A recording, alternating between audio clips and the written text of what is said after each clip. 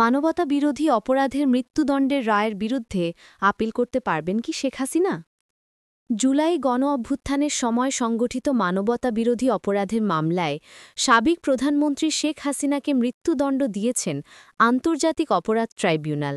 সোমবার ১৭ নভেম্বর বিচারপতি মোহাম্মদ গোলাম মোর্তজা মজুমদারের নেতৃত্বে ৩ সদস্যের আন্তর্জাতিক অপরাধ ট্রাইব্যুনাল ১ এ রায় ঘোষণা করেন। দুটি পৃথক অভিযোগে শেখ হাসিনাকে মৃত্যুদণ্ড এবং আরেকটি অভিযোগে তাকে আমৃত্যু কারাদণ্ড প্রদান করা হয়েছে।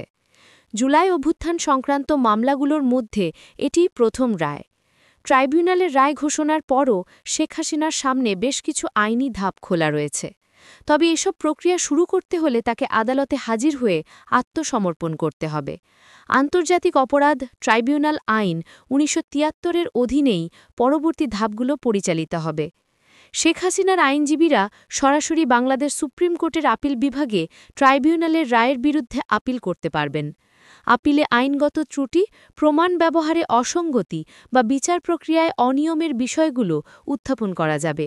আপিল বিভাগ শুনানির মাধ্যমে রায় বহাল, সংশোধন বা বাতিল সবকিছুই করতে পারেন। আপিল বিভাগের রায়ের পর আসামিপক্ষ রিভিউ আবেদন করতে পারবে।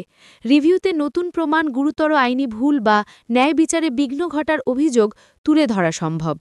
বিচারপতিরা রিভিউ আবেদনে পূর্বের রায় বহাল, সংশোধন বা পুনঃশুনানির নির্দেশ দিতে পারেন। এটিই বিচারিক প্রক্রিয়ার চূড়ান্ত ধাপ। চূড়ান্ত রায়ের পরও শেখ হাসিনার সামনে রয়েছে আরও একটি সুযোগ, রাষ্ট্রপতির ক্ষমা। সংবিধানের ৪৯ অনুচ্ছেদ অনুযায়ী রাষ্ট্রপতি দণ্ড মওকুফ, হ্রাস বা স্থগিত করার ক্ষমতা রাখেন।